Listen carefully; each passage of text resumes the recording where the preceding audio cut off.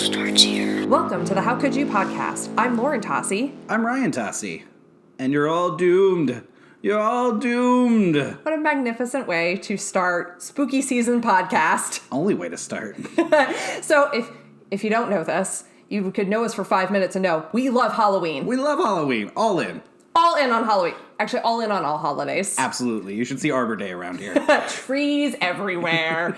But this month, we are going to turn our programming to some spooky season related movies, starting with this episode. October? That's the only way to go. So, given that it's October, it's the beginning of the month, people are probably starting to plan out Halloween costumes, right? So, Ryan Tocci, what's your all-time favorite Halloween costume? 2020, are we able to do costumes? Yes, because the tradition of Halloween costumes is that they protect you from the evil spirits finding you. And I think we should have been wearing costumes all throughout 2020. Yeah, right. All right, well, I'm going to wear one to work every day from here on out and just tell people it's, to help. I would say now you're welcome to all of his coworkers that now you get to see Ryan in costume every single day. Halloween costumes. You can have an adult one and you can have a child one. Perfect. Yeah, because I enjoy our costumes. We always have a good time with it. You and I've been doing them since we've met. Yeah, 2004. We've done one every Halloween, for a party or whatever. We've even doubled up a couple per, season. Yeah, and it's like a couple's costume of summer, except the first year. Yeah, the first year we did not. It was Snow White and Jango Fett. Hey, they're all Disney now, so now it's come and it works. In 2004, they were not owned by the same people. Our costumes did not make sense together, and it really didn't make sense that you were Jango Fett and not Boba Fett. Yes, but I have an awesome picture with our friend Dave and my dad. Oh, that's right. Dave as a Jedi warrior, my dad as Yoda, and me as Jango Fett. So all the worth it. And you look great as Snow White. I did love being Snow White. Costumes as a kid. My mom used to do our costumes as kids. That's so they were always sweet. the old school handmade costumes, so that was cool. I probably have two because, as we've talked about on this, I can never just give one and that's it. Ryan's top 5s or top 15s. There's one that I did, Skeletor, and Yay! I love that. That one wasn't, I don't think, handmade. It wasn't handmade for the most part of it. It was this cool plastic Skeletor mask, and you got the Skeletor staff, and it was a really fun costume, and I still have some pictures of it that I really enjoy. It probably had lead in it. Yeah, absolutely. But it was the early 80s. Yeah. We're all good with it. Because I was a huge Masters of the Universe fan. Still are. Yeah. We had a Castle Grayskull at the back of our apartment. And then the other one for when I was a kid though was this awesome werewolf costume my mom made. Oh, that's so fun. Yeah, it was cool. I really loved it. I remember being so disappointed because I had a friend on the street that we lived that made fun of it. I don't remember what he called it. He called it like a big cat or something like that. And I was like... A werewolf is not a cat. What was wrong with that kid? No, that costume was awesome. And it was just really cool. The makeup was great. The whole costume and she did with the ripped up stuff and, and how the whole headpiece was. And then I had these gloves and they were these huge gloves. So trying to trick or treat with those was a little interesting. But... It was my favorite memory with that was we went to the one house to get the lady was giving out pennies and everybody got one handful of pennies, but because I had the gloves, 2 handfuls. So that's cool that you grew up in the 1930s and got pennies for... Like to suck on those for a treat. Gosh. Pennies, Ryan. Pennies. You know what? I thought I was like loaded. I was like, yeah, guys, I got 2 handfuls. Probably got about 40 cents. You know what? But hey, but at the local 5 and dime, that could buy cash, you. Straight cash. As adults, we've had some great costumes that I really love. Like we did a Frankenstein and a Bride of Frankenstein that I love the pictures from. I'm sorry, we did Frankenstein's monster and the Bride of Frankenstein. I just want to get it correct. Actually, you are incorrect. Oh my gosh, that's right, you got Frankenstein! Oh! Wow. I don't know if you saw my smarmy literature persona come out there real hardcore. That's right, you were Frankenstein. I think my eyes lit up of going, I got her on this one. So Lauren's lost it. I'm so sorry, I'm taking over the podcast from here. Okay, sorry, what's your other... So my 2 favorite, I think, for different reasons were we did He-Man and She-Ra.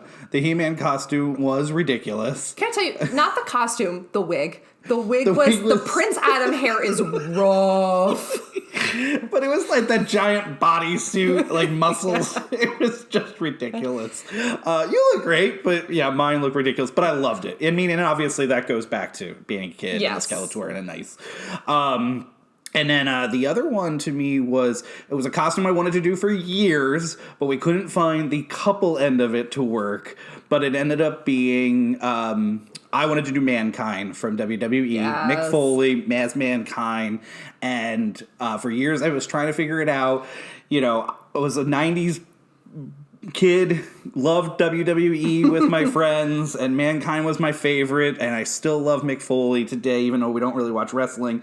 But put that costume together and it came out perfect. And then we found the great couple with you because you did Zoya the Destroyer from the show Glow, and you looked amazing, and the two costumes just went really well together. I have to say, it gave me an appreciation not only of that show, but also of like 80s hair in general, because I put so much hairspray in my hair. My hair was not right for about a week, and I washed it like 4 or 5 times, and I could not get my hair to like completely get all of that out because it was so piled on top of my head. Maybe I'll post some pics of that on Instagram. Yeah, definitely. You know, and the funny thing though is that costume I love for mine, the Mankind one, I love so much. I've never cosplayed at an actual convention or anything, and I was so ready to do it because we had tickets this back March to meet Mick Foley, and he was going to be in costume for one of the pictures, and then I was going to come in as costume, and I thought that would have been a lot of fun, but obviously that fell through. But that's but maybe we'll get to do that at some point because I would say it was of cosplay level. Yeah.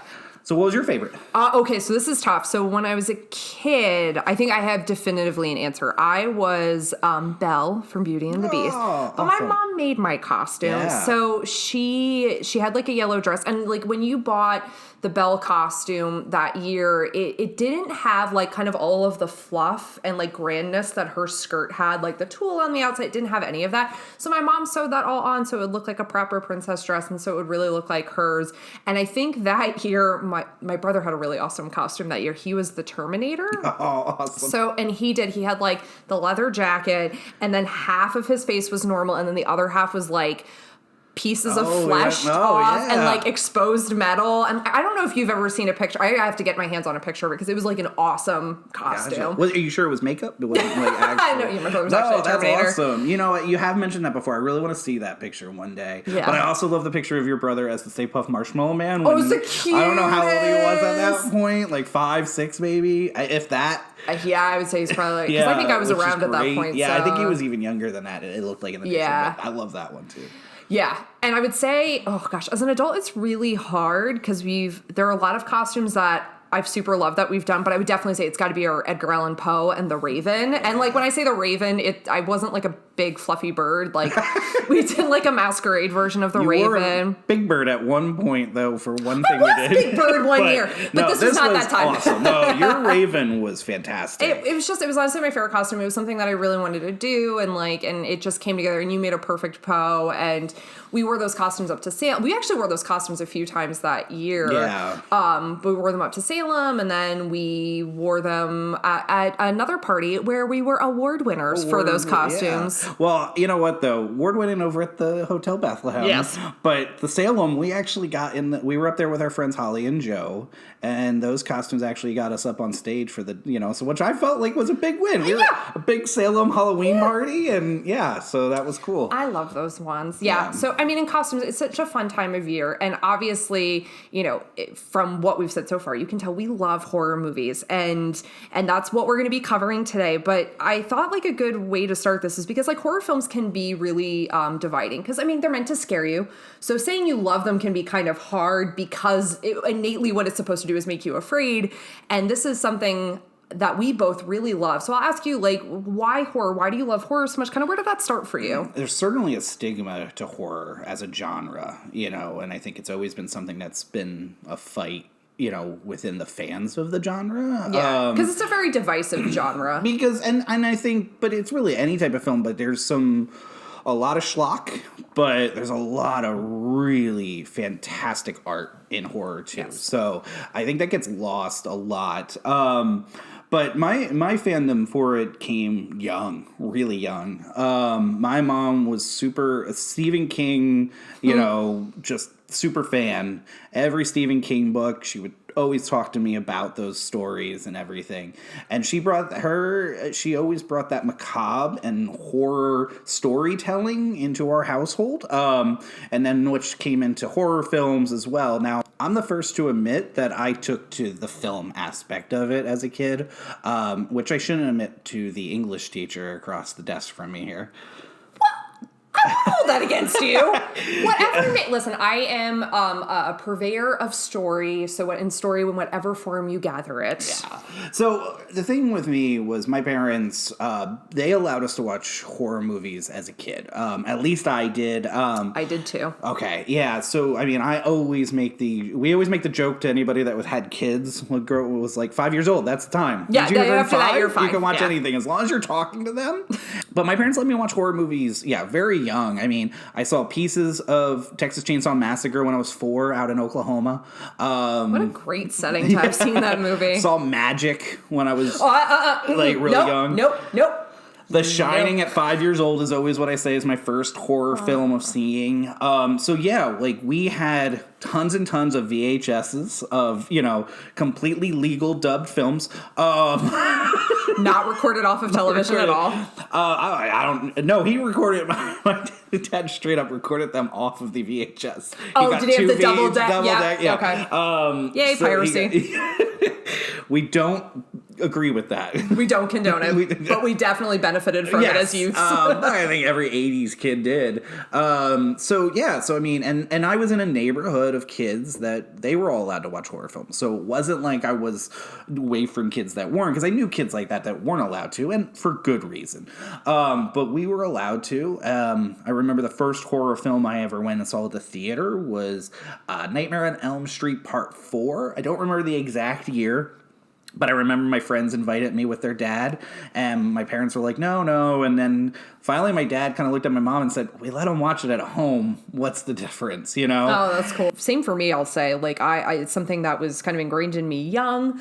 I would say my first horror movies were probably Lifetime movies, which is like a really weird way to start. Whole different genre. But, kind of a similar circumstance. My parents were pretty liberal with ratings and such. I think one of the first that I can really remember seeing is probably similarly as The Shining. I remember seeing that pretty young. Yeah. When you said Magic, I saw that very young, and that movie still terrifies me. You said the word, and a chill went down my spine. I remember watching that with my mom and just being absolutely terrified. You try watching the movie Magic, and then have your sister have a Charlie McCarthy puppet in the house. Terrifying. Terrifying. Yeah. I mean, the puppet was awesome, but terrifying. Yeah, no thank you. I would not be about that.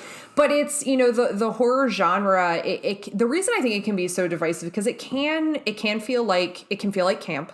It can feel exploitive, when it's done poorly. Yeah, we can't get around, any fan of the genre can't get around that's there. Yeah, and I think there are very different versions of horror fans and types of horror films that appeal. And I think a lot of that can come to, I think it's horror, much like comedy, is a genre that I think films can really age poorly in.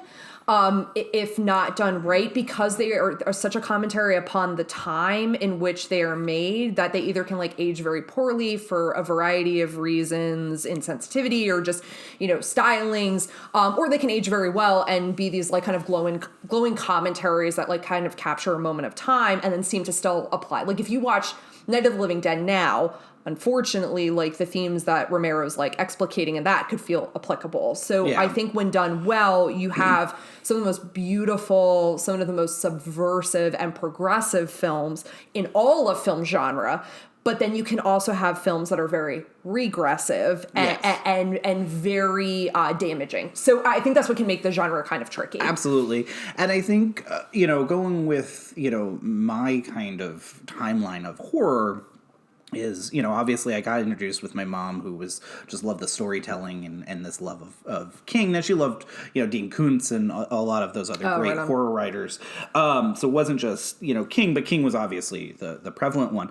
Well, he's the master. Yeah, and so it's funny, too, as you age and how horror changes as a fandom as well.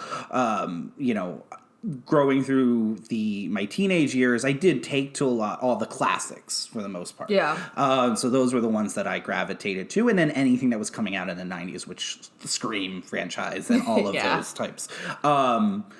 Then you get to the 20s, and I start to get into more of the, deeper cuts and edgier. No pun intended. Very edgier, nice. Type of, not for everybody type of films. Those type. Now, we had a major tragedy happen in our lives, so that gave us a different outlook on the genre. And you and I both got away from the genre for years because of that. Yeah, it took a while to come back to it because, we experienced something that made it no longer comfortable to watch, that fear enacted. Right, exactly. It was even the films that we had seen and anything like that, it was hard to watch any of those.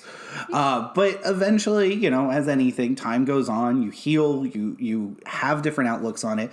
We started to bring it back into our lives, and the appreciation for it as, as art, as film, as well as I think the nostalgia of it, of why, like for myself, the connection with my mom obviously is another major reason why it made it easier to bring it back into our lives. And now I think we have a whole different outlook on the genre. Like, I think we both, there are certain type of horror films we just do not gravitate to anymore. And, as we're talking about like horror films, we've brought up the idea of slasher flicks.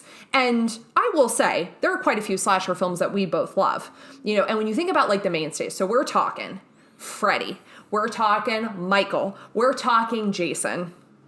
And with that last one, I'm going to ask you, Ryan Tocci, lover of horror, lover of classic horror, how could you not have seen Friday the 13th? Only took us 20 plus minutes to actually get to the film that we're talking about. I won't lie, I realized I was like, we got to start talking about Jason at some point. This one's easy for me, actually. I didn't see, so this came out in 1980. Yes. The year of your birth. So, I didn't start watching horror films till, like we said, around 5, 6. So it's, I got introduced to the Friday series. I remember I knew about Jason. I knew about the Friday series. Friday the 13th, 6 had come out. Jason Lives. We were talking about films my parents let me see. Some of the ones they didn't was Friday the 13th, Part 6, which was funny. And that was around the time that Jason started to get the cult following, he started to become the main character of it, and he started being the almost, I don't want to say anti-hero because he's not an anti-hero, but people were coming to see Jason. People were coming to see Jason and the kills and cheering for him. And I remember, that being a lot of discussion at that time. That film franchise was just not one that connected in my household, and therefore it was a film franchise that it didn't connect, with me. I didn't really have any desire. Now, I did see Friday the 13th Part 7. That was my real introduction into watching a Friday the 13th movie. And as we're talking about this, I don't think I've seen the majority of the first 5 of the films. Well, I would be. I've seen all of them since 7 on. I've actually 6 on. I did eventually, in my 20s, not listen to my parents and finally went and watched Part 6. But it was just not a franchise that, I appreciate the character of Jason and what he means to the horror genre. I am very interested in that. And there's a lot of things I like about the films later. I don't think they're as artfully done as their camp in every sense of the word to me, at least from the ones I saw. Now, I will say I make a case that Part 7 is my favorite of the films I have seen, and spoiler, including to this film, the first one. I'm not saying it's a great film, but it's a lot of fun. That's ultimately the thing. It was just a franchise that didn't connect in my household. And I had come into the franchise about 6. My friends were all big Jason fans, but Leatherface, Michael, Freddy, those were my Mount Rushmore of horror, monsters, villains. And I completely understand it. And I'd actually be curious, like, if you talk to people who are fans of the Friday the 13th series, what actually was the first film they saw, because I think a lot of people get into it because of Jason and because those kills and kind of, like, his, like, indomitable presence. And, like, I'll say, I don't remember the first time I saw Friday the 13th, and I couldn't tell you which one I saw first. I think I may have seen part 1 first. Yeah. But it was, like, in that time, like, middle school age where you're kind of like dipping in on all of those, like you're watching Nightmare on Elm Street, you're watching Halloween. Actually, like, fun fact, my brother was the one who bought me my copy of Halloween. I remember we watched it at a sleepover on Halloween. It was like a very big deal. We went trick-or-treating, and when we did that, my brother had to go buy it at Walmart because he had an ID and could do that for us. But like, you know, I think the genre of slasher flicks, and certainly like what this film means, even if, you know, because I think definitively you end up having a favorite. You know, if you're a diehard like Halloween fan, I think you probably attach more to Michael Myers than you do Jason. I think the franchises function differently, although they do similar things. I think they function differently and the stories are a little bit different. Well, at least like Friday the 13th as a franchise has the, you know, marker of it doesn't just ignore any of the films in its series, unlike Halloween, which is just like, so, I mean, you know, in talking about this film, so this is directed by Sean S. Cunningham, and he has like kind of an interesting story of how he comes to this. He's much more known for like his producer credits than I would even say his directing credits. He was the producer on The Last House on the Left. He met Wes Craven, and actually Sean S. Cunningham is the reason why Last House on the Left and why Wes Craven becomes a horror director. They were, how do I put this delicately? They were making adult films as a way to make ends meet, and that's how they met. The title of the film, I won't say on Wes the podcast. Craven was making adult films? Mm-hmm. I did not know that. They're like softcore. Yeah. But so that's how they met, and so Sean S. Cunningham, you know, had encouraged Wes Craven to make this, and certainly, you know, Last House on the Left is a completely different conversation for another time. But don't ever watch that film. No, it's not. Listen, it's not. Again, as we've already forecast, it's not our type of horror. But like, so he makes but it does like kind of like it's the start of the trajectory of Wes Craven's career, and then so interesting that one would go on to direct Friday the 13th and one would go to direct Nightmare on Elm Street and Scream, like, and obviously all the films that come with Wes Craven. But Sean S. Cunningham, so he was the producer on Last House on the Left, House 2, directed this, and part of the reason why he wanted to direct this was to distance himself from The Last House on the Left. And I had seen this like in a few articles, and I was like, that seems like one of those like throwaway comments. And there's a book called, I think it's written by David Grove. It's called The Legend of Camp Blood, where Sean S. Cunningham is quoted as saying this. And also a few other things that like I found interesting in terms of the production, like that they did intend this to be funny, like that he wanted you to find humor in it. And I think when I was rewatching this, I was like, you know, I was laughing at certain parts, and there were a particular part that we both like kind of like burst out laughing at.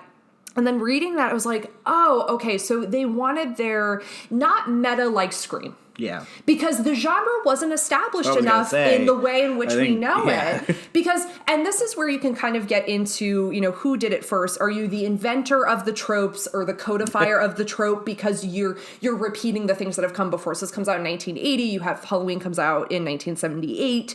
You know, so we start to see the birth of a lot of like horror movie tropes as we know them, you know, today.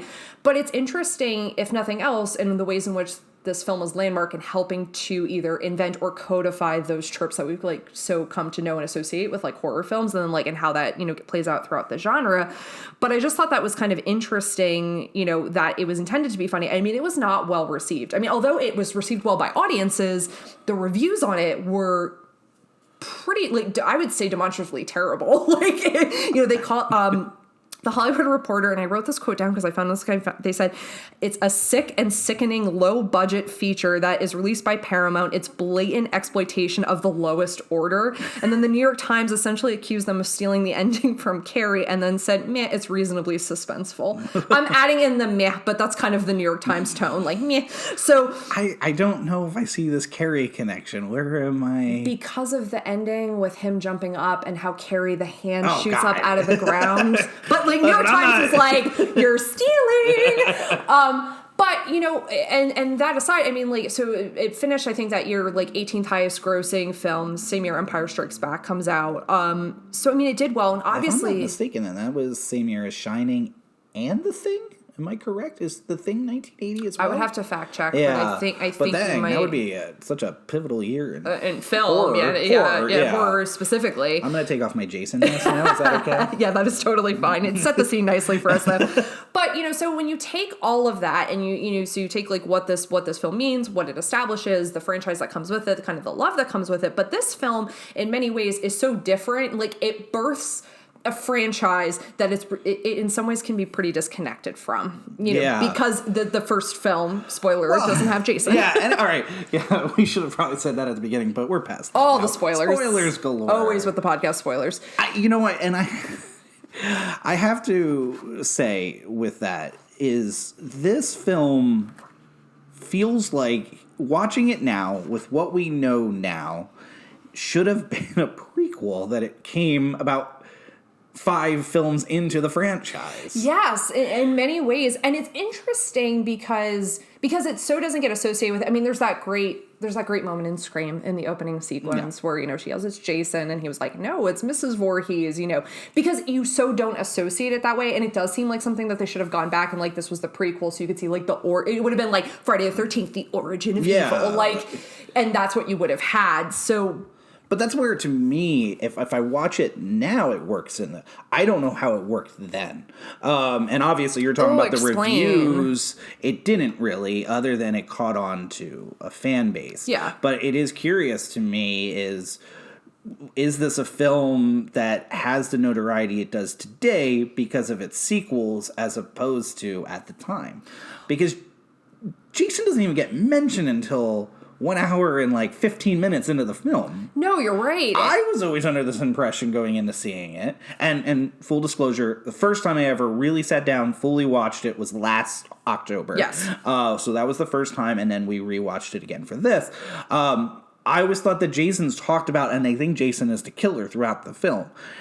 It wasn't, to me, it was like, no. Oh, yeah, you wouldn't have known that he's not. Oh my gosh, I didn't think about that. Yeah, like I'm watching it going, oh, it's that, but, and not that I thought Jason was driving around in a green Jeep, but it was like, oh, this is a little bit different than what I thought going into it. So to me, this reveal of it was Mrs. Voorhees, is not as shocking to me. I know it, but well, because from a pop culture standpoint, you should still have that effect even when it happens. No, and I completely get what you're saying, because it from this pop culture standpoint of like, you knew it was coming. So then to you don't think the reveal of it being Mrs. Voorhees and it being that the mom's doing the killing is like, so do you like it or don't like it? Like from now rewatching, because now you've seen it a second time. It's, I guess if you're asking me about just the reveal itself or the fact that she's the killer?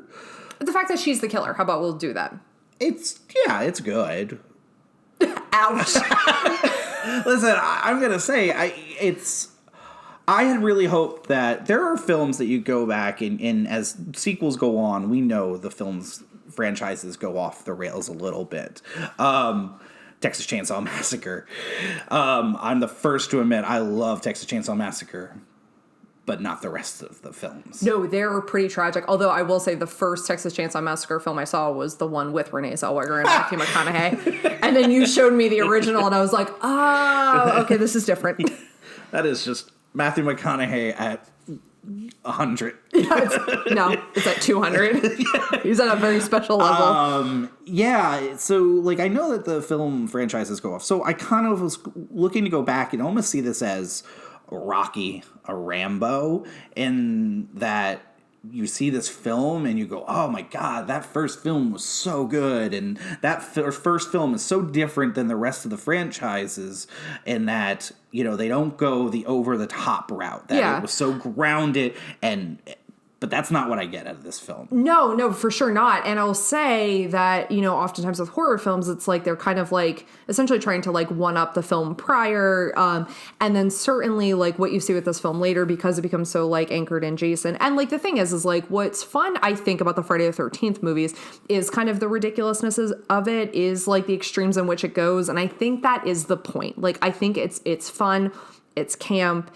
It's meant to be the most dramatic extrapolations of like what we expect from a slasher film. But you're right, that's not what the origin story was necessarily going through. Although Sean S. Cunningham says he was going for a sense of humor, it's not going for what the franchise ends up becoming, because clearly they made sequels because people enjoyed this. I mean, it did well at the box office. It just didn't do well critically. Yeah. You remember we met Sean S. Cunningham and Wes Craven at first ever horror convention yes, we ever went to? Did. That's right. Oh gosh, shout out again to Monster Mania. Well, I mean, that meeting with Wes Craven was truly something I incredibly treasure from that time. And I think at the time I thought it was very cool to meet Sean S. Cunningham, but I don't think I mean, there's an appreciation. It was an appreciation, but I think the problem is the Wes Craven of it all kind of overshadowed that. I think the more with the Sean S. Cunningham was we got to hear him speak about the franchise and about making the film. And that was very cool. That was really interesting. It was a very cool And Q&A. I feel bad for him because I know that this film franchise is in like the legal battles of who owns it and who has the rights to it is just all over the map at this point. And I know he's been fighting for it, but I don't know all the ins and outs on it, so I can't really take a side. But you know what I say? Damn the man, damn the system. Let's talk about the kills. All right, Ryan Tocci in this movie, because look, so we're talking about horror films. Let's talk about some of the things that work well with this. And I think one of the things that's probably the most outstanding mark of this film are the special effects by Tom Savini. Tom Savini, the absolute man, absolute legend. Probably, most notably for the special effects work he does with George Romero, but he was also Pittsburgh native. Yeah. Oh, yay, Pennsylvania. Yeah. So I'll ask, like, thinking about this film, because, I mean, the Jason franchise, I think, gets so centered around, like, kind of the, intensity of, like, the kill sequences. So do you have, like, a favorite kill or a favorite, like, special effect by Tom Savini that's done in this film? He does a really good job. The little boy Jason at the end is terrific. Because the special effects in this film are the star. Oh, yeah. I wrote down here, the best things about this film are Tom Savini, Adrienne King as Alice, and that might be it. No, the point of view as well, which we'll get into. But he, I would say probably the Kevin Bacon kill. Jack, it's again, it sounds weird talking about these types of things, but it's an iconic kill, and the way he does it is really fantastic. And you and I are fans of practical effects, and this is all done. These are all practical effects, so I think that's going to sing to us. And you're right. I mean, it looks real. It honestly does. And I'm like, I know, yes, obviously that's the point, but I'm like, but yeah, sometimes when you're watching like a horror film and they do a kill and it looks like real funky, you can kind of see the puppet strings. But this, I'm like, no, he looks like he's getting stabbed through the chest. What about you? That's a problem. That was mine. Oh yeah, of course. I mean, love it's the a most good iconic kill that comes out of it. And I do love a good axe in the face. Because, it kind of like, it references to Steve Martin with the arrow through his head in his comedy specials. Like, well, I but would it have looks to say, honestly, great. my guess would be, and I'm sure some lovers of the franchise will be yelling at me for anything I've said, that they didn't like about the film, but also they're going to probably tell me that there's definitely better kills. I would say the Kevin Bacon kill and probably the sleeping bag kill in part 7 are probably the two most iconic kills in the entire franchise. Isn't the sleeping bag kill the one isn't that Kane Hodder's favorite kill? Yeah. Kane Hodder, who played, if you don't know this, who played Jason in later parts of the franchise, if you're not familiar with the name. But, all right, I would say, so the Kevin Bacon, I mean, and listen, it's just a great role by Kevin Bacon. This is actually one of the marks I'll give the film. I love Kevin Bacon's performance in this, because what I love that they did differently is you don't love his performance as you're looking at me. It's nothing against cross. Kevin Bacon. I mean, can I tell you, I feel like he feels very realistic. I don't think, and I think this is one of the negative things I will hold to this film is that I don't feel like they develop any of the characters. Oh my God, no. At all. There is no character. They're just like bodies. And I get that's kind of the point. Generally, before we do this, I like to write down the characters and write down, attributes about them and everything. And I had nothing for any of these characters. All a little just like, okay, you're a person. You kind of make jokes. So Ned, who is the worst, like Ned kind of sticks out for that. What I like, and maybe it's just like, because I appreciate Kevin Bacon in this, is like, to me, he felt like very natural. And that's what I liked about his rendering of the character. It didn't feel like, he was trying to fall like cool guy stereotype. Like, he just felt like kind of natural. And I will give that. I felt like all of the characters felt natural, but not developed. Yeah. Two things there. I agree with you. Everybody's very natural in it. I agree with you. I also like that I don't think that these characters, the kids, are unlikable, which I think if that film's made today, there's a lot of unlikable characters. Yes, I agree. Ned's Ned's kind of bad. Ned's annoying. But he's not like you don't dislike him. I mean, him faking his drowning is one of... It's pretty bad. It's ridiculous, but... But for the most part, you're right. It's not that they're like... Why somebody didn't punch him in the... And honestly, actually, no, there's a few points I think that, like, Ned should be punched, because he, like, definitely does some, like, horrific appropriation of, like, American Indian culture. He does, like, a lot of weird things, man. Ned kind of is the worst. But at that, like, so... What's interesting is we're talking about just like kind of these characters, and they almost like function like bodies, because as we talked about earlier, this is kind of your invention of our horror movie tropes and slasher films as we know them, that Scream will later comment upon so brilliantly. So given all of the horror movie tropes that either, are birthed during this film or copying off of Halloween, do you have a favorite example of a horror movie trope that happens in this, or best execution of a horror movie trope in this film? Well, yeah, I mean, this is the, never have sex, right? Oh, yeah, which horrifying message. Well, I think Halloween and Friday the 13th are basically Randy's rules in Scream. Yes. But this one I'm going to use because it's one of my favorite parts of the film is that first scene establishing the film, which I think they do well. Now, it goes with the trope of the two camp counselors. We start off singing, Michael Rodabo's Shore, them making the eyes at each other, and then they sneak off, and then we get right into the kills. I mean, the movie doesn't waste time. And it's done with that point of view, which they really use well throughout the film. I think you'll probably, as a little more the historic aspects, probably will be able to tell me, how many other films have used this prior. Yeah, so I actually hate how they use the point of view in this film. I'm going to be very honest with you. So here's the problem. Like, that point of view in the killer's perspective, specifically talking about, like, the horror genre, is really so that comes to life in Psycho and Peeping Tom, which come out the same year. Psycho is the movie Peeping Tom is probably the one you might not. It's a British film. And they both do that masterfully, and I would say actually Peeping Tom uses it more than Psycho does. And then it's, I think, used very effectively in Halloween. Yes. And in this, I think it's used at times effectively and at times as a ripoff. Because I actually wrote down at one point about the score. I don't know if you're ripping off the Psycho score, the Halloween score, or the Jaws score, or you're ripping all three at the same time. I actually believe it's very specific, the Psycho and Jaws. I don't think that's... No, I ended up looking it up. That was actually a specific, it was a specific choice to do that. So it's not like it's meant to be an homage, but I don't know where we're supposed to have the line of homage and ripoff. I mean, it's a straight ripoff on that first opening scene. It really is. I do love that opening scene, though. I do love the opening scene. You have the kill of the gentleman. I think he has a name, but I don't remember him at this point. And then her, and you go into that freeze frame, and the weird transition of bright white light that I still don't quite understand. She's going into the light, Ryan. Jeez. Oh my obviously. God. And then we get that great title card. To steal from James A. Janice on Dead Meat. I love that title card because it's so dramatic. It's so over the top. Extra. The glass shattering. But and then you get into as you get into the film, and talking about horror movie tropes. So I love and I feel very devoted to the final girl trope of the horror genre. I think can be used, again, kind of unfortunately what happens with horror, can be used progressively or regressively. But I'm going to say my biggest picky nit with this film is I think Annie should be the final girl and not Alice. And Annie is the girl who is she's hitchhiking up to the camp. She's the cook.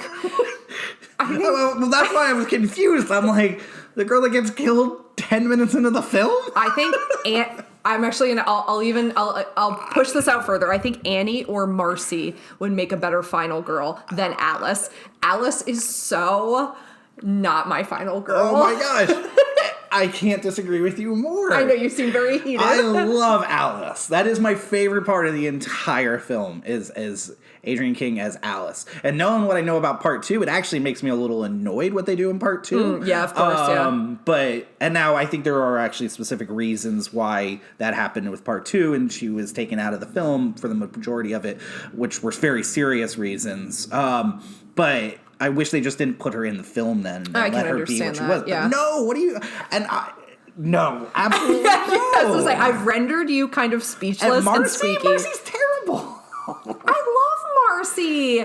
Marcy's like... I think Brenda is a much better character. I like Brenda a lot. I think they give her a little more character development than the others. Well, I will say, I feel like Brenda's personality is more fully formed. I feel like the glimpses, though, I get of Marcy, I felt like if she was given more screen time, there's something more fascinating happening with her. I think she immediately seems more strong-willed and self-possessed. I think Alice seems a little blank and vacant she has like that weird interaction with Steve, who's the guy who owns the camp now. Yeah. There's like a weird interaction there that this is kind of like a lack of development. But I don't know. I just think there's something about Marcy. Annie, to me, when you see her, she's bubbly, she's bright, she seems... Again, strong-willed, self-possessed, resourceful. I'm so mad at you right now. No, but hear me out. Well, one, I think Adrienne King plays the character great. I really like it. That's fair. And what they do with her is terrific in that she comes full circle. Because you take a character that you've given more to at the beginning with, she's obviously being kind of used by Steve. Yes. And then, she's from California. She's out here on the East Coast because this film takes place in Blairstown, New Jersey, which I don't think we've talked about. No. Which my sister used to live right next to. Crystal Lake. Cool. Yeah. But you take that scene with the snake scene, I think is this great moment. She keeps throughout the film needing to ask for help. And, she's obviously strong. She's a fantastic artist, which they build up with her. Yes. She's handy because she's doing a lot of the work around the place. Yes, more than Steve, who gets to peace out to town. But then there's these moments like the snake scene where she's got to scream. She doesn't want it. She's terrified of the snake. She keeps asking Bill for help, and you think that Bill is going to end up being, her savior throughout the film. She's got this connection with him, but he's not there at the end, obviously, because it is just her. And the way that she has to come and fight off Mrs. Voorhees to survive and be the last one to survive, I think really tells a lot about that character, and I appreciate that. I like that we took a character, not that she was feeble, but that she went from needing the help to, in the moment, having to rise up, which is what a good final girl does. Okay, I will say you are making the argument very, cognizantly here where I think maybe I'm seeing your point of view. Okay. Because you are correct in that a final girl is supposed to have this arc of being able to kind of go from scared. I think it's really helpful. Yes. And you have this is the establishment. You have something like Halloween before this, and then you have this that kind of essentially makes that trail of this is exactly what's supposed to happen, how a final girl is supposed to function. And I think perhaps then by me saying Marcy or Annie, who kind of already seem like they pretty much have a control over situations. All right, I'll give you a little bit on the Annie. The Marcy I don't see at all. That character to me is terrible. I like Marcy. And again, I'll go back to Brenda, because Brenda to me seems like the tough This chick. attack on Marcy is so unwarranted and so unfounded. But actually, so I was going to bring up about Final Girls. Yes. All-time Final Girls. Annie gets put on this. I'm sorry. I win. Alice gets put on this list all the time. Obviously, you're not putting her on this list, which... No, I actually think you've made your argument in a way that I can kind of understand. Because what I like about Alice's arc is that final kind of showdown between her and Mrs. Voorhees. And what I love about Mrs. Voorhees is this, two things. One, her sweater never gets dirty no matter how much she's killing people. And then, which is like a true mom. And then two, she looks like every mom in the 80s or 90s. Everyone had a friend who had a mom that looked exactly like Mrs. Voorhees. And you do have this great final showdown between the two of them where almost Mrs. Voorhees seems rendered ineffective at killing people, even though she's been doing it the entire movie.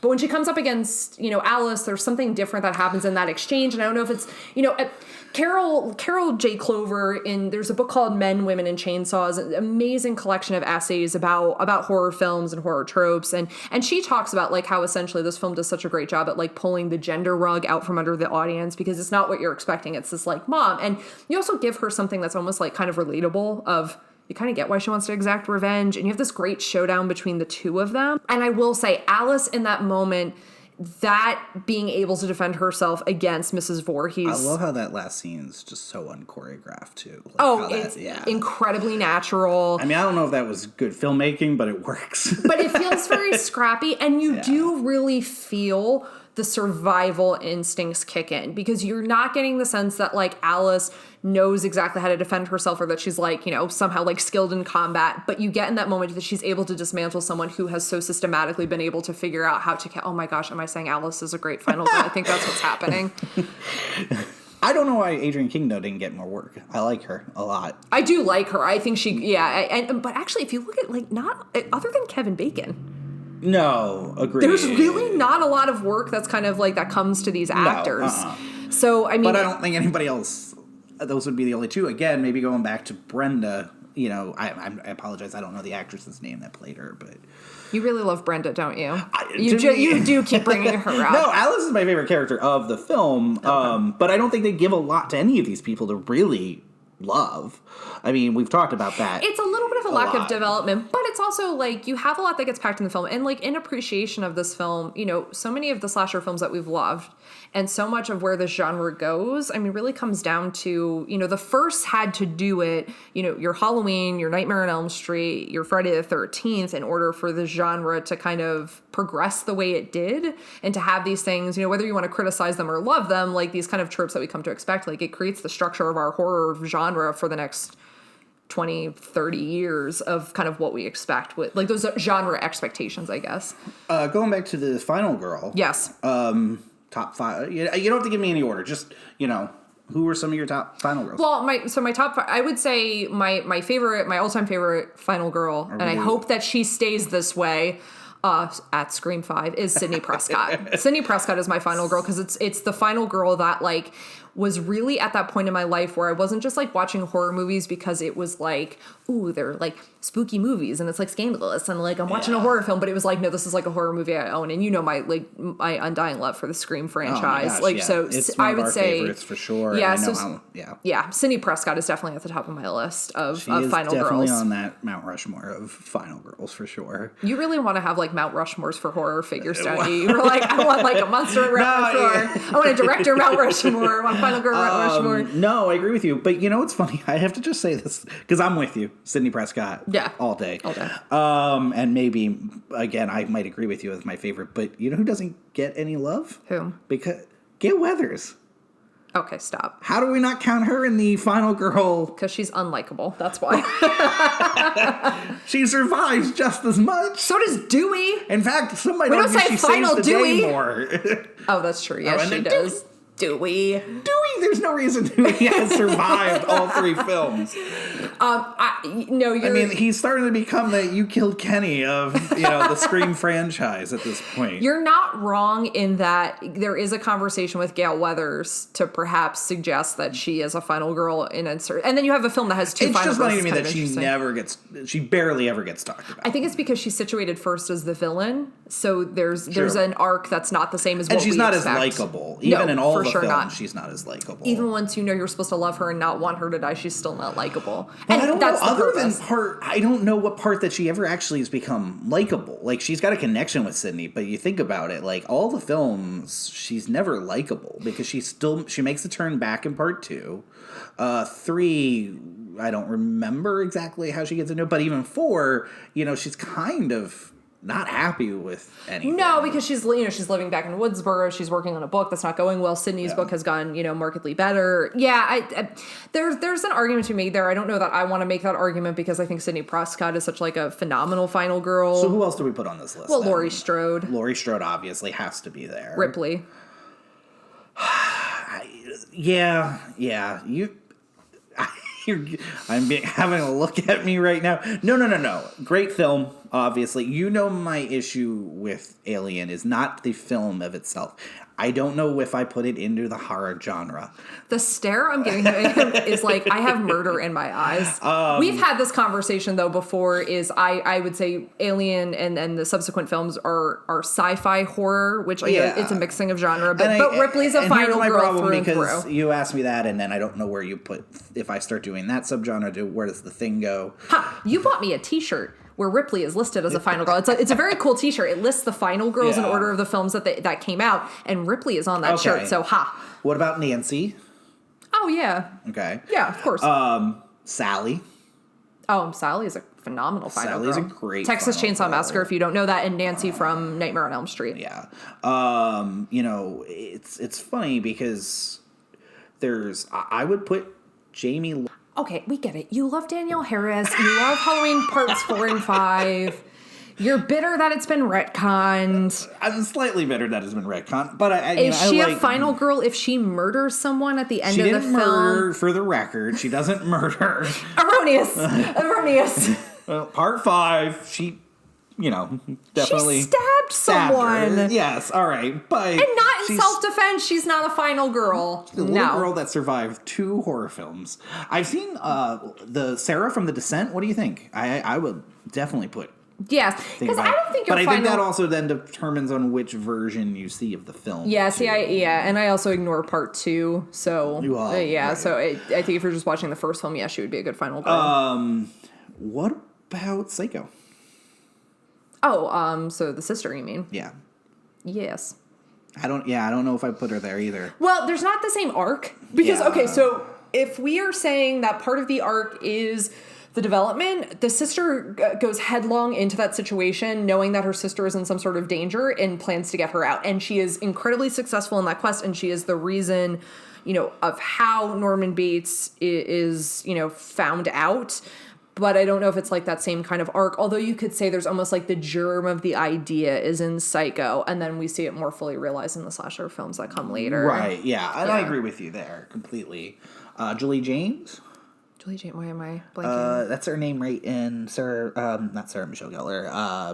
Jennifer Love Hewitt in I Know What You Did Last Summer. Yeah, for sure. Yeah, she gets secondary, right, because of Sidney Prescott. I think that's the problem is they came out of the they came out like so similarly in time in my mind that and don't get me wrong, no shade towards I Know What You Did Last Summer. I love that movie, but comparatively speaking, if we're talking about really pointing at final girls, I would say that role is more of a scream queen than a final girl. We're also right now, by the way, totally not giving any love to new films. We really aren't. Yeah. We're just holding on to our babies and saying that they're the most special and precious. I saw somebody who put Dana from Cabin in the Woods, and I was like, come on, you can't. No, you can't, because Cabin in the Woods, it's a whole different type of film. Which highly recommend if you were listening to this. And also, I don't think it counts, because everybody... Hold on, don't spoil anything.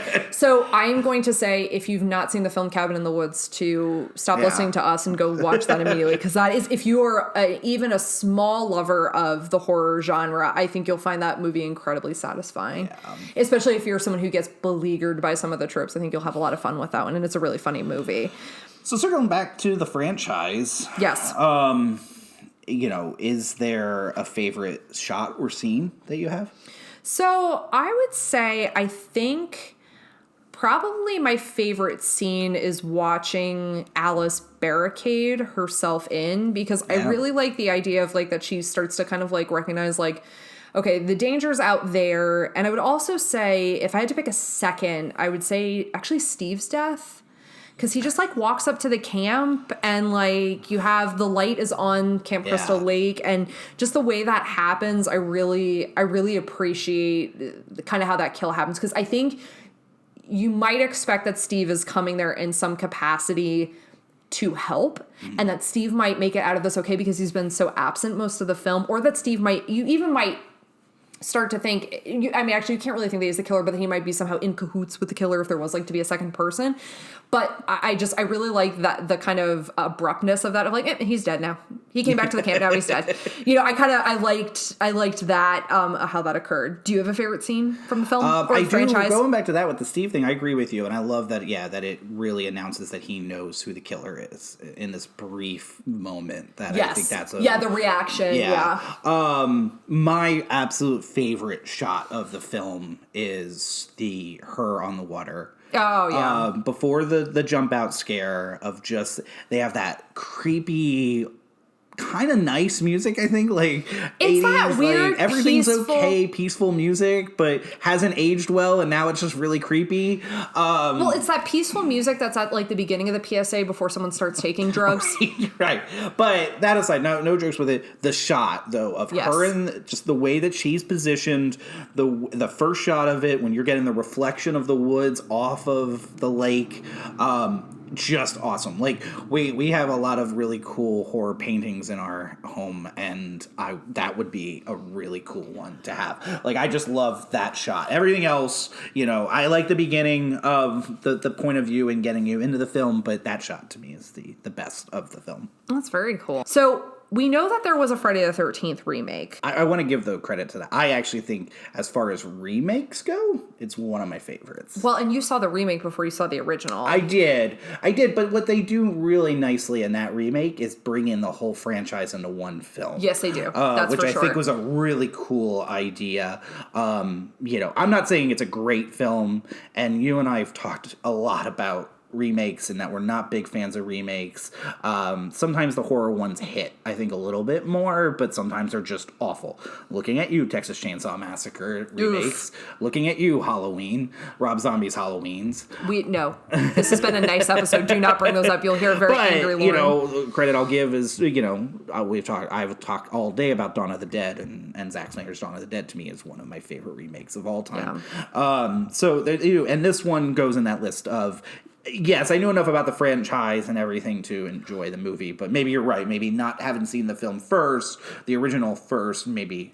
Well, and I think like a remake of a horror film, it has to be like a new expression of like what would be the societal fears of that time. Like, so, you have with like Dawn of the Dead, it's, consumerism and you have a particular tone that goes with that film. Well, the remake of Dawn of the Dead like functions differently. Like it responds to like that culture, those societal fears, how those things would be expressed. So I think that's perhaps why that one works, because it does change its tone. Yes.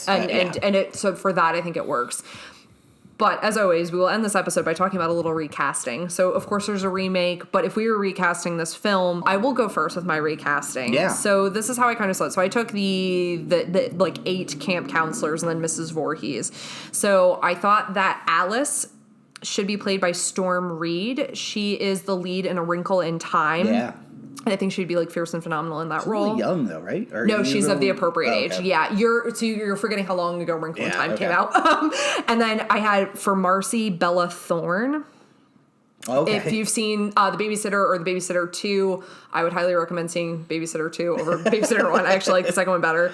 For Annie, I had Sophia Lillis, who was in It, Chapter 1, and Chapter 2. Yeah. So the reason I thought her is because I think kind of like what happens with Annie, you would assume that she's going to be in the film the entire time, and then she's not. So it could like work as a nice shock there. And then for Brenda, I had Annalise Basso, who was in Ouija, The Origin of Evil.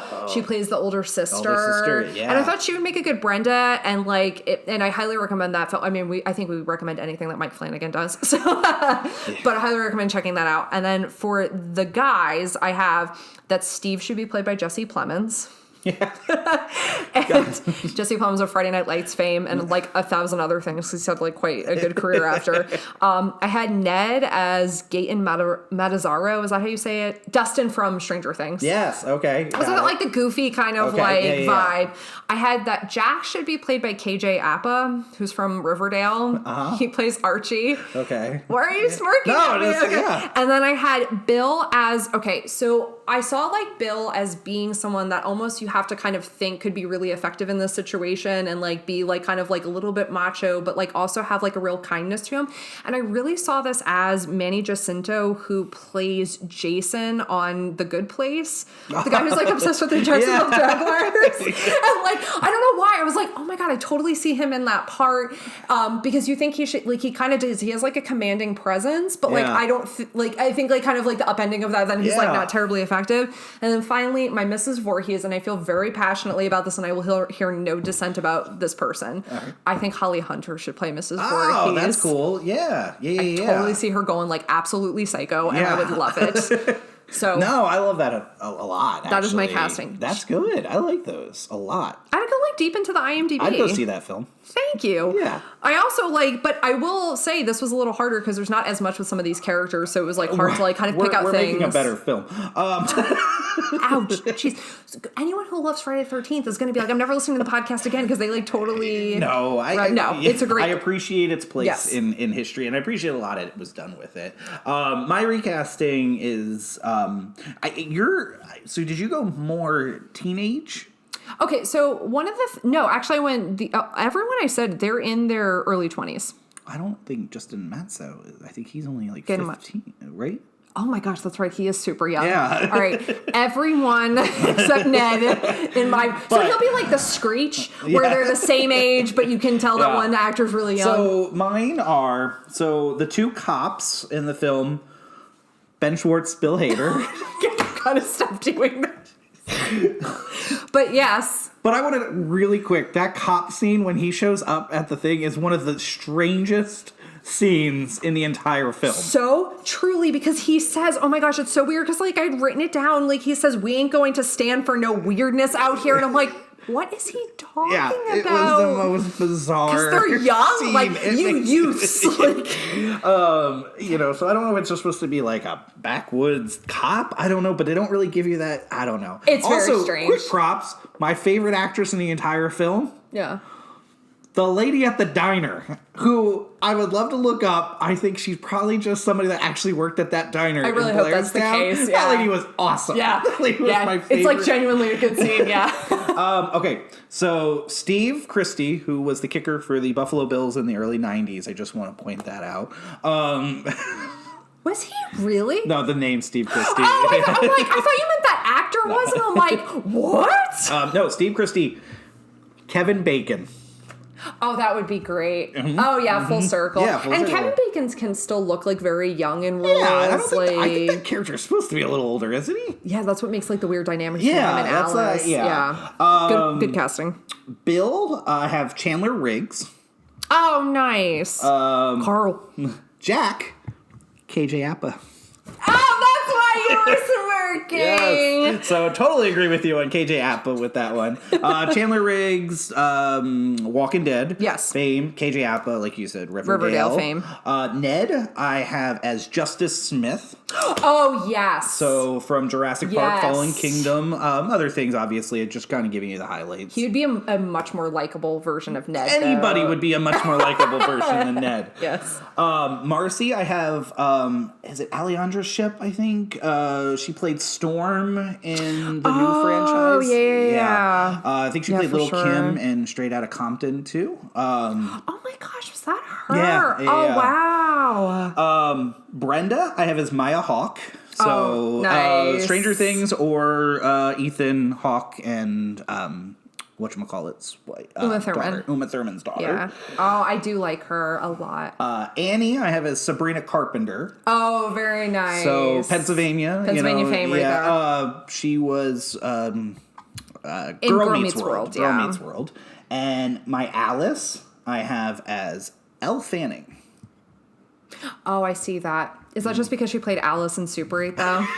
I didn't make that connection, but I do like that. I think she's awesome. Yes. Crazy Ralph. Oh, you cast The Harbinger, you mean? The Harbinger. The Harbinger. Again, watch Cabin in the You're Woods. all doomed. Nick Cage, maybe? I don't know. Yeah. But my Mrs. Voorhees, which yours is great. I have one that I love. Oh, let me hear it. Jamie Lee Curtis. Oh, that's dope. Oh, yeah. I think that'd just be cool, right? Yes, because if you're remaking something that's like a beloved start of the franchise, like bringing in people, one who were in the original film and or people who are like staples of the genre, Oh, and you don't see her throughout the film, and then she shows up. Now, the only thing would be is, does that take you out of the film? Because it's that, stunt casting type of moment. But I think she would play that cool, and she's, obviously the queen of all horror. Yeah, she really is. We didn't talk enough about her when we were talking about Final Girls, but she is the absolute queen of horror. It's funny. Scream Queen, quick question. Does Scream Queen and Final Girl kind of meld as one or very different? I think they're different. Okay. Because to me, a Final Girl has a very specific arc, and I think a Scream Queen can be anyone who's in the film. And in the horror genre. Does one film get you a Scream Queen, or do you have to have multiple films in the genre? We're making up our own rules. I'm going to say multiple. Why not? Why not? We're allowed. Where do you rank Mrs. Voorhees' sweater in the iconic horror, Does it up there with, Freddy's glove? Yeah, I mean, that sweater, because it's so stain Michael's resistant. William Shatner mask. Yeah, I would rank it right up there. Like, that blue fuzzy sweater is kind of everything. And because it's the sweater and the turtleneck. It's so 80s, 90s, like, mom, that I like, you kind of want to hug her. She was but then great. also terrified. She was fun in this film. Yeah, so it's what Betsy Palmer. So she was a TV actress, like, for years. I think a TV game show host is majority of what she was. Oh, really? Yeah. I did find it interesting. Her and Adrienne King she was her acting coach. So to kind of close this out, what's your final thoughts on the film as a whole and in the entire umbrella of the horror genre? I don't think you can deny what this film means to the horror genre, not just because of, like, the birth of Jason and, like, the franchise that comes after it, but in that way in which it solidified those tropes that kind of define a genre or invented them, depending on who you want to give that credit to. And I think there are a lot of things that really work in this film. It has some pretty inventive scares. It has a reveal at the end that I think is phenomenally interesting, to have the killer be this mom, to tie in this revenge tale, to have such this deep arc of the final girl. Because, I mean, we really do spend a lot of time with Alice kind of having that triumphant, and obviously I think you have changed my tune about how I feel about Alice as a final girl. So I think the film is incredibly important, and I think if you're going to see one from the series, I would say see this one. But I also think what it does for horror film history is so important, and you can't ignore or discount what this film was able to do. Yeah, I agree completely with you. I know I'm a little more harsh about the film, and especially I apologize to any fans of the film. My feeling on it as a franchise as a whole is probably the same. It's probably not going to be in my top, favorites, but I also, like you said, as a horror genre fan, I appreciate what it did for the genre, and I appreciate its place in history of the genre. Well said. If you would like, you can follow us on Instagram at How Could You Podcast, on Facebook, How Could You Podcast, on Twitter, How Could You Pod, that's P-O-D. And if you have any questions or suggestions, you can email us at howcouldyoupodcast@gmail.com. And if you're looking for any type of fun Halloween events this October, you are involved with a few, huh? Yes. So I'm going to be a part of a Tim Burton roundtable called Burton Bonanza. Burton Bonanza! That is going to be on October, Wednesday 14th, as part of our Arts Quest at-home movie talk series. This is curated by Anthony DeSantis, so definitely something to check out there. You can do that from home, right? That's a good. Yeah. You can do it from home. That's great. If you want to come out for our outdoor programming at the Steel Stacks on October 10th, we're going to be showing Sleepaway Camp. October 17th, Nightmare Before Christmas, and then October 24th, Get Out. And you can find information for all of this at steelstacks.org/film. Those are going to be a ton of fun. And with everything right now, it's so important to support local theaters and all movie theaters to keep that industry alive. But this Halloween season, if you're watching all your fun horror films, don't be lame like me. If you haven't seen Friday the 13th... How could you not have seen Friday the 13th? Until next time, enjoy the Halloween funtivities and enjoy the Odyssey.